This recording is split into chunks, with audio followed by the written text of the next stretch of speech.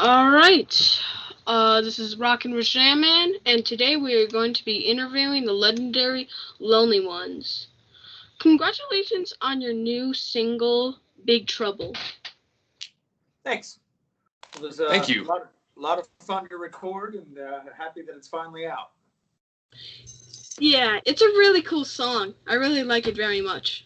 Thanks. Oh, thank you. Is there going to be an interview? I know you made an interview where it's just the audio and the music, but I'm talking about like a one where you guys are doing it together.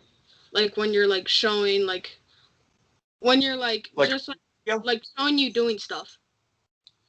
Like a music video.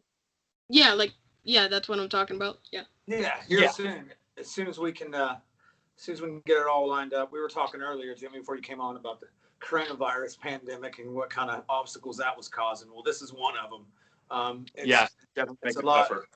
lot more difficult to shoot a music video with all the restrictions, but we're working on it. Should be sometime in the next few weeks. We'll have a video ready. Cool. That's cool to know. Thank you very much for telling me that. You're welcome. Your cover of Flash was amazing, by the way. It was a really nice song, and like bringing back from like the old movie times and bringing back old music into the new ages.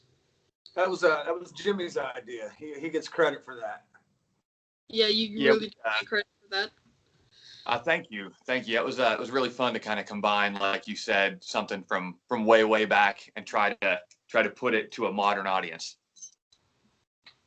How did you pick up the Queen song, by the way? We're really big Queen fans, and it seemed like something that would be a good challenge to do. We didn't want to pick something that was too easy to cover. Really wanted to push ourselves. We couldn't think of anything better and more difficult to do than a Queen song. It was really scary at first. It was like Jimmy called me up and was like, "Let's cover this song. I have an idea for a cover song." I was like, "Cool, shoot, man."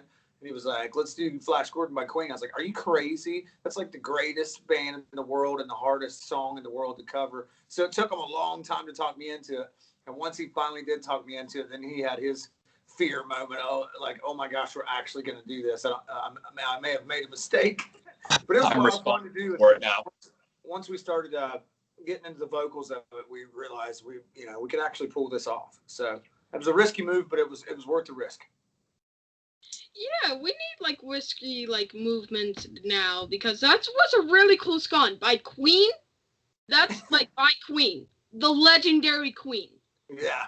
So if we'd have done it wrong, we'd have got laughed out of the music business. So it was definitely the rewards were worth the risk. And then when the guitar player from Queen said that he gave us the thumbs up and said it was cool, it was like a dream come true for me anyway. I was like, I don't know if we need to do any more cover songs. It feels like we've, this is as good as it's going to get. Brian May said it was cool, so I think we're on to different things. How was it when Queen and Sam Jones said you did a great job? Like, was it like really excited for you guys? Was it? It was really rewarding because he's a legend. He's as successful as you can get and as talented as you can get. So for the person who created it and has that much say in something being good or not, tells you that you did a good job. It really makes you feel validated and makes you feel like all your hard work paid off. We still talk about it. Like we still in conversations, it still comes up. It's like, I can't believe Brian May liked our cover. So yeah, it was a dream come true for me. That's about as far as it can get, really. 2020 was going to be great. A great year for you, but a few curveballs, but you guys seem like you're pulling through. Yeah, we're doing the best we can. We're just our plan is to keep releasing music until we can hit the road. Now Spotify and things like that, that's how people get their music. So releasing a full length album is it's cool, but we just felt like it wasn't really the way that people do it these days. So it's not like we lucked out, but at least we had enough songs to release one at a time and keep people interested in the band. And then when we go out and play live, we're a live band, so we're gearing up for that. I can't wait to do that. I think when when the doors open up for us to go play live shows again, I think we're gonna reach a lot broader audience that way, because that's where we cut our teeth. That's where we're from. That's what we do.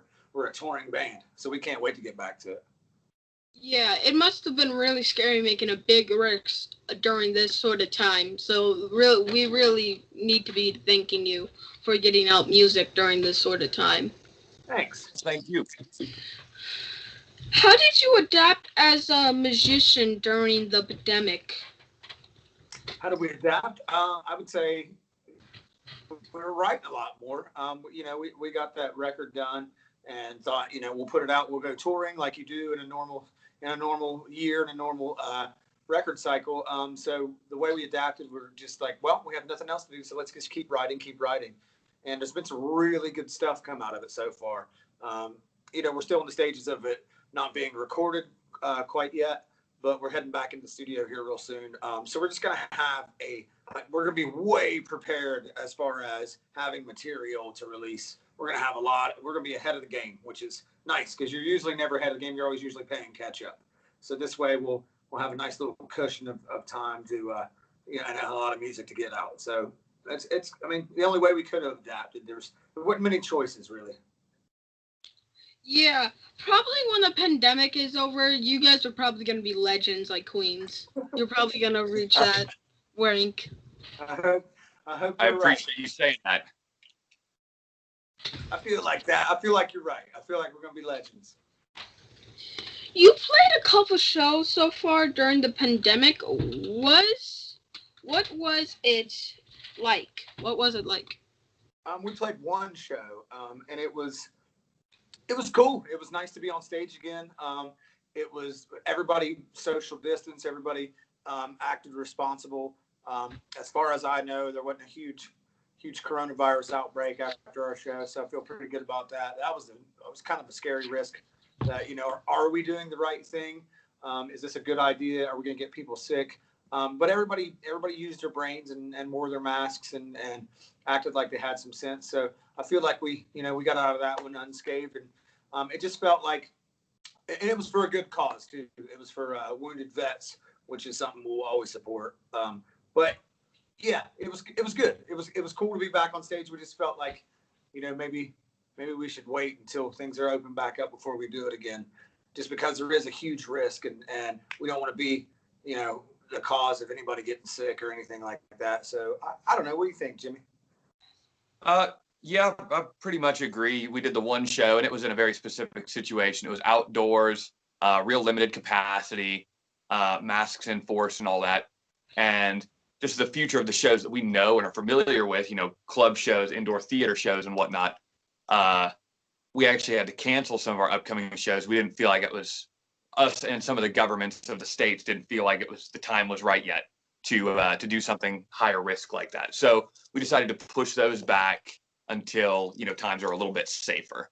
Yeah, it's a hard decision, because we want to get on the road just as bad as anybody else. But I feel, the safety of our fans and the safety of just people in general, it feels like it was the right thing to do. As much as it hurt to do it, it was the right thing to do. Was it full capacity when people in masks? Was it crazy for you guys during the show? A little bit. It was a little different, yeah. People are a little more, excuse me. People are a little bit more hesitant, a little bit more reserved, especially being spread out. There's less of that energy flowing between people and them getting each other excited to get us excited. So it felt like a little bit more like the people there were almost watching a movie as opposed to at a show. But it was still a good time, 100%. Yeah, I would say that. I'd say it felt a little more muted than we're used to, that live, wild energy. But at this point in time, I'll take anything I can get. Do you have more shows lined up in the future? Yes. It's looking like if the country opens it back up. So we had shows booked in October, and we thought, we booked those probably, Jimmy, 3-4 months in advance? Easily, yeah. Yeah, and we thought that would be enough time. And then as time went on, it got closer and closer, like, oh, that's not enough time. So we have shows booked for March of next year, and we're hoping, fingers crossed, that everything is, pretty much back to normal by then. But you never know. So we're just kind of playing it by ear. We're trying to be safe and trying to keep everybody safe.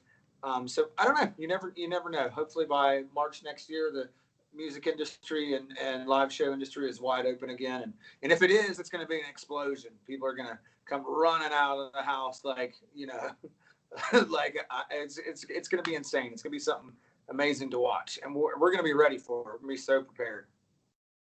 Yeah, when like COVID-19, like probably right when the news says we have a cure, people are gonna be like running out of their house, like Yeah. yeah. There's going to be a new rock and roll music explosion, and hopefully we're at the front of it. Marty, are you from West Virginia? Yes. And also, are you a real McCoy? I am. Yeah, from West Virginia, born and raised, and the Hatfields and McCoy feud is deeply rooted in our family. As far as not liking Hatfields, and as far as Hatfields not liking McCoys, the feud is far over.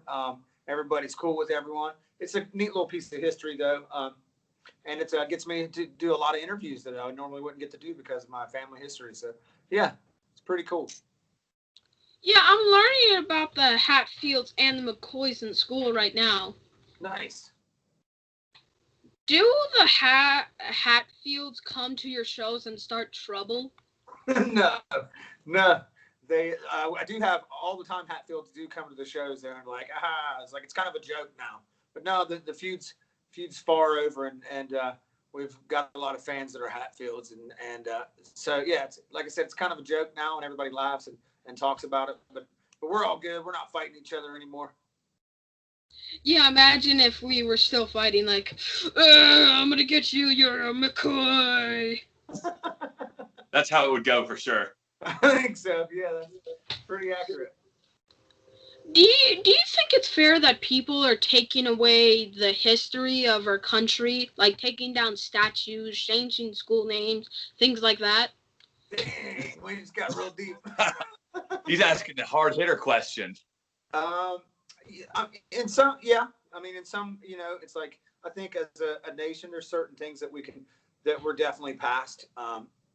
As far as, I think, we should always learn from our history, and we should always, not be doomed to repeat it. But, if there's some statues of some people in places that make a large majority of our fellow Americans uncomfortable and threatened, then they should take them down and put them in museums.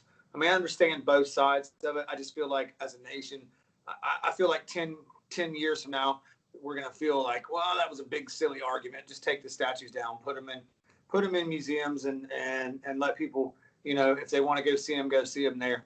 But yeah, I mean, I feel like, yeah, it's time to, I think we're past that as a nation, that, we're better than that.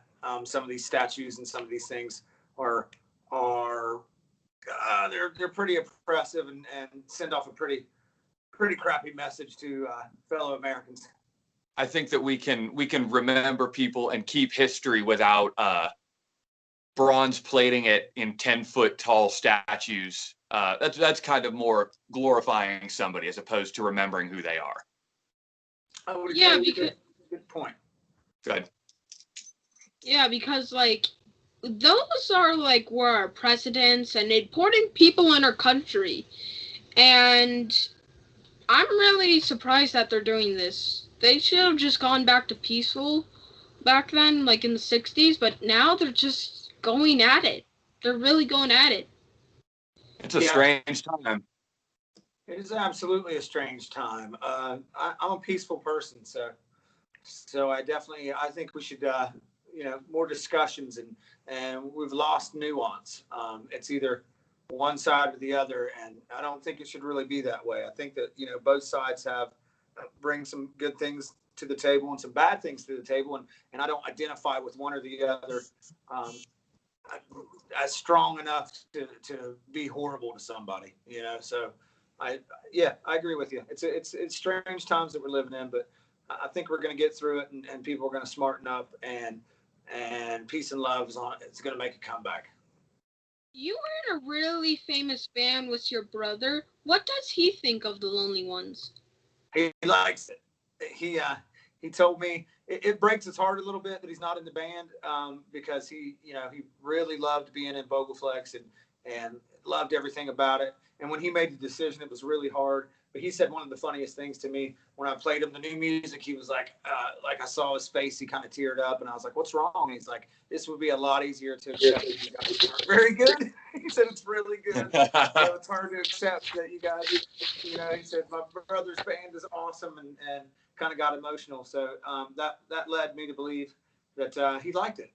That he couldn't hide it. If he didn't like it, he could let me know. But yeah, he liked it a lot. And we're all still friends, and we get along really well too. We all hang out and whatnot. Yeah, I talked to him 20 minutes ago. Did you just use the song from Queen, or you actually watched the Flash movies and listened to Queen? Oh, both. Yeah, Sure. I could recite every line from that movie. I grew up on that movie. So did my brother. My brother was a huge Flash Gordon fan.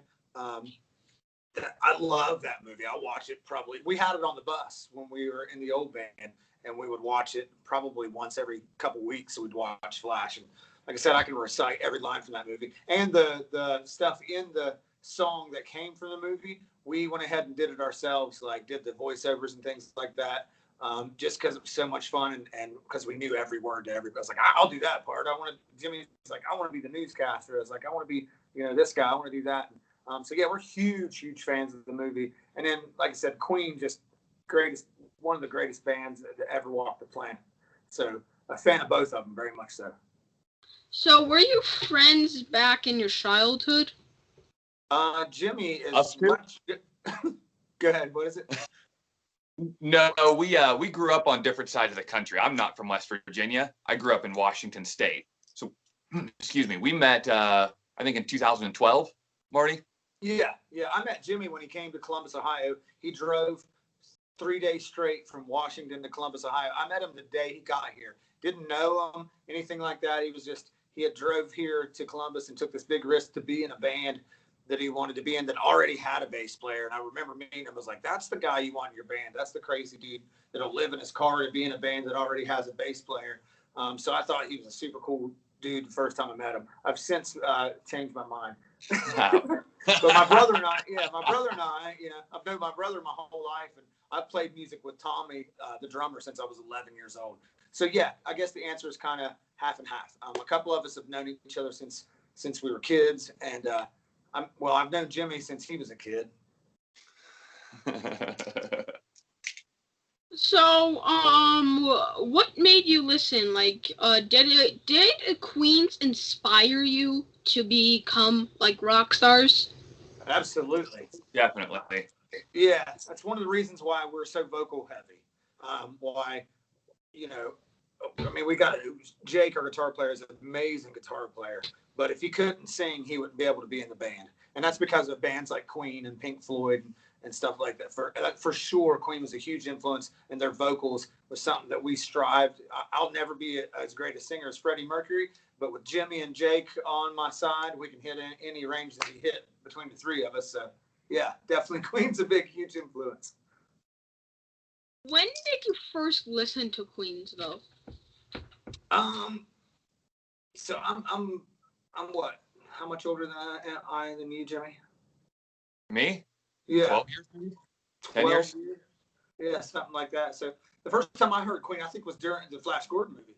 I remember thinking this is the greatest soundtrack ever, and started researching and finding out who it was. And then once you tap into Queen, once you hear one song and you go through their catalog and start researching the band and start delving into all their music, it's like, if you're not a Queen fan, then I don't know if I could trust you. Will you do any more cover songs of like oldies that you guys listened to back then? I don't know. I mean, we're kind of playing it by ear. We've done 3 covers now in my career. In my career, I've done 3 covers. They've all been very brought a lot of attention to the bands that I'm in. So I think they're a nice tool. But I feel like 2019 and 2020 is the year of the cover. So I feel like it'll be a minute before we do another cover because everybody's doing them. So that's I feel like us doing another cover would be I don't know. What do you think, Jimmy? I like to never say never, but also, yeah, I think right now I'm pretty satisfied with as far as putting all of our energy into music. Um, if we were gonna do another cover, I'd rather it be a collaboration with somebody or something like that. But other than that, I'd like to focus on original music for the Good time being. idea. It's a good idea. We should do a collaboration with somebody. Where'd you get that idea? Uh, How do my followers start following you guys? Social media. We are on Instagram. We're on Facebook. We're on, what's the other ones? Twitter, TikTok, all that fun stuff. YouTube, TikTok, YouTube. Facebook, Instagram, Spotify, Apple Music, Google Play. If you Deezer, you on Deezer? Pandora. We're on all the stuff. Just type in the Lonely Ones and we'll come up. We'll be the first ones there. What's next for you guys? We're gonna release As singles. far as keeping COVID in mind, we want to keep putting music out for sure. The ultimate goal is to get back out on the road and get playing as soon as possible and as much as possible. Until then, we want to just keep putting out music, keep putting out content, I guess, music videos, music, little interviews, this and that, all that stuff. We want to stay really busy with that to give fans something new to listen to or watch. Yeah, that's the plan, is to keep releasing music until COVID's up. We're going to release music, trying to do it about once a month, a new song, trying to stay, keeping everybody's faces so they don't forget about us, because attention spans are a lot quicker these days, and people are bombarded with new information all day, every day. So we're kind of trying to ride that wave and keep hitting people in the face with something new every chance we can get. Christmas is coming up. Are you selling shirts? Because I would really like to buy one. Absolutely. I'll send you one. You don't have to buy one. So yeah, October 6th, I think we'll have our new t-shirt designs. Should be in my hands. So we're just going to start selling those online, and start building our little merch empire that way. So yeah, t-shirts are on the way. What if you had the option to collab with Queen? Would you take it? Yes, a million times yes. Yeah, I don't know what I would do as a singer, because they got Adam Lambert with them, so I just kind of sit in the back and shake a tambourine. But I would do that anyway. I would take any opportunity that I could to stand in the room with the guys in that band. Yeah, they were really legends, because Mama, life had just begun. It was such a good song. They made such a great good songs. Yeah, that was Freddie for a second. I did too. I'm very impressed. It's like legends. I mean, their music's going to stand the test of time forever. The creativity, could you imagine if I came to the table, Jimmy, and said, okay, here's the part where we sing opera. People just don't do that anymore. I don't know how you would do that. I mean, it's hard for me to, still listening to Queen and listening to Queen. They influence me, but I've never been able to, I don't know. They're just outrageously insane, creative musicians. And it's like they're speaking language. Yes. Yeah. It's going to be hard for anybody to even try to do what they did, but we're going to give it our best shot. Who was your other favorite besides Queen? I can narrow mine down pretty quick. Tool, Pink Floyd, Guns N' Roses, Metallica. Those are the bands that started that. When I first heard them, I was like, that's what I want to do for a living. I don't care what I have to do. I don't care if I have to live in my car. I'm doing that. So those four bands, if I had to go to a deserted island, those are the records I'm taking with me. What's scary though, like trying to do it? Did you ever lose hope, or you always hold on hope? I've never lost hope. I don't have a backup plan. I was like, this is what I'm doing, and hopefully one day I'll get to where I want to be. I still haven't got there yet, but yeah, I don't lose hope. I definitely, it's too much fun. There's even the small moments are the things that make you keep going. You can play 1,000 shows a year, and every time the lights go down and that crowd starts cheering, it's like, this this was worth every bit of the sacrifice. What? Agreed. Oh, sorry. My bad. No, go ahead. Go ahead. I agree. What is your dream tour? Um, Guns like N' right Roses. now, you want to go first, Jimmy? Or? Yeah, go ahead. Go ahead. Okay. Right now, there's a lot of bands that I'm really watching. Like bands in our city are really doing really well. Like Star Sets from our city, we're good friends with a couple of those guys in that band. The guys at Red Sun Rising started a new band called The Violent. Really like those guys. I think Nothing More is one of my favorite bands that's come out in a while. Bad Flower, I really like that band. If I had to put together a tour, it would probably be Nothing More, Bad Flower, The Lonely Ones, and The Violent. I think that would be an incredible tour with, besides myself, incredible singers. I think it'd be awesome.